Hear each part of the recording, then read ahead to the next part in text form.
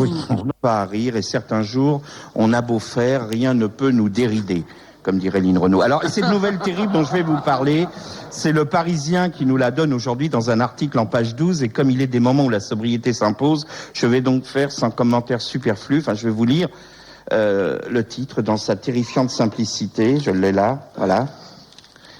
Je lis le Parisien de ce matin. Hôpitaux, alerte au lit écraseur. Ah oui, alors bien sûr, au moment où j'écris cette chronique, je vous devine, Stéphane, déjà ricanant, bêtement ricanant.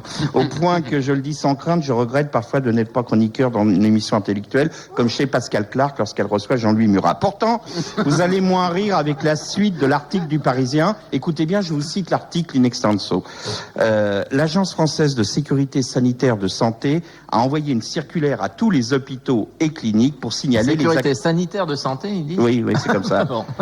Et bah oui, de sécurité sanitaire de santé. Voilà. Envoyer une circulaire. Oui, mais là tu coupes le truc dramatique de. Alors, pour signaler les accidents provoqués par les lits à commande électrique. En effet, ces derniers temps, 12 patients ont été piégés par leurs lits médicaux et 3 d'entre eux sont morts. Ben non, c'est par écrasement. Il s'agit de personnes coincées dans un lit électrique qui s'est replié inopinément. Ils font la même chose autour d'argent avec des canards. Alors, selon le Parisien, les services de gériatrie sont les plus concernés, évidemment, et selon les experts, ces incidents sont provoqués par la pédale de commande au pied du lit, actionnée accidentellement. C'est toujours de la faute des pédales, de toute façon. Actionnée accidentellement, vous voyez. Non, donc, ce sont des crimes. là, bon. Alors là, c'est pas eux qui l'ont actionné. Eh ben justement, une précision technique s'impose. Comme il est dit dans l'article, ces drames ont lieu en gériatrie. Il faut savoir que dans les services gériatriques, le personnel soignant, afin d'éviter de changer les draps trop souvent, distribue à titre préventif des bassins, des pistolets et des haricots. Vous savez, bassin, on dirait une chanson bassin, pistolet, haricot. Bon, alors, c'est Bobby Lapointe. Vous savez, comme à l'entracte, bassin, pistolet. Alors, bon.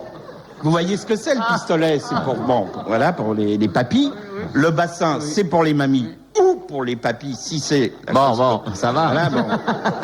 Et le haricot, c'est pour vomir les haricots d'à midi de l'hôpital. C'est pour ça que ça s'appelle le haricot. Alors, non, donc, les aides-soignantes passent distribuer les accessoires, puis après, c'est l'heure de leur pause. Elles vont prendre le café dans leur petite salle.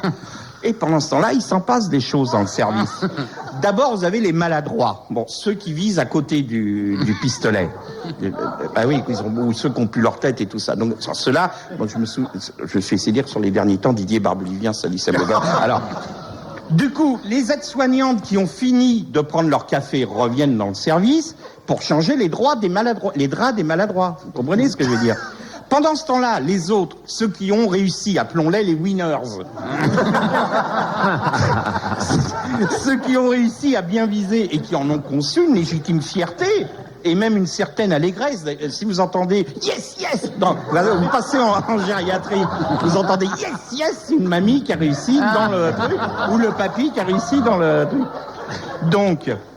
ils tiennent leurs accessoires remplis, et même bien remplis, parce que vous savez qu'il y a des virus. Oh, mais si, dans les hôpitaux, c'est un drame des hôpitaux, il y a des... Donc, pour peu qu'il y ait un début de gastro-entérite, bon voilà, le truc est bien... Alors, ils le tiennent d'une main, et de l'autre, ils essaient d'appuyer sur le bouton pour appeler l'infirmière. Déjà, pour quelqu'un... dans la pleine force de l'âge, essayer de faire ça, c'est la piste aux étoiles. Donc, vous imaginez... La piste aux étoiles. Pour un papy... ben oui, pour peu qu'il ait un début de Parkinson, il refait déjà d'entrée, il refait tout le moucheti de la chambre, et après il laisse tomber le truc, paf, sur la pédale, et le lit...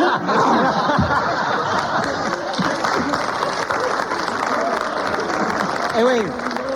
On est plié en deux.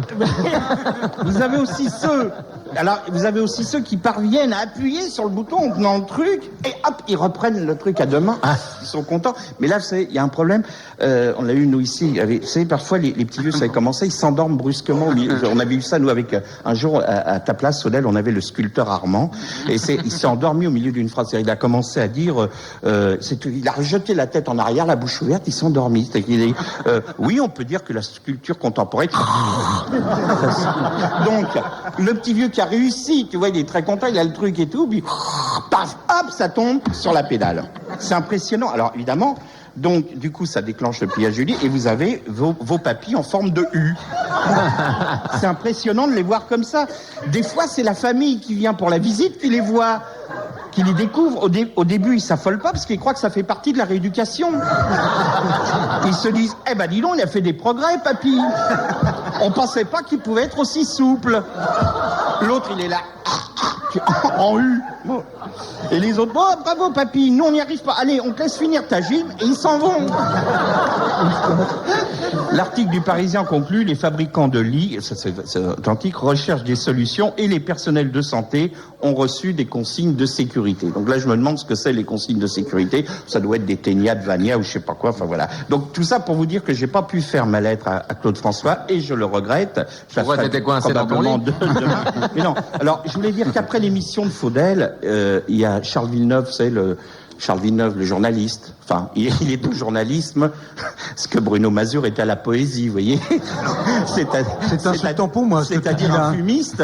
Et donc ça, c'est un ami de Stéphane Bern. Non, et alors, Charles Villeneuve fait une enquête parce qu'il redéterre des dossiers brûlants. Et pour lui, la mort de Claude François, c'est il y a un mystère. C'est pas ça serait soi-disant. Donc là, il va nous donner un scoop ce soir. On ne sait pas. Il a paraît-il, des informations inédites qui pourraient mettre en cause la théorie de l'électrocution dans la mort de Claude François. Selon Villeneuve, effectivement, l'électricité est en cause, mais Claude François n'est pas mort électrocuté. Ça y est, j'ai compris. Il a été écrasé par son lit électrique. Voilà.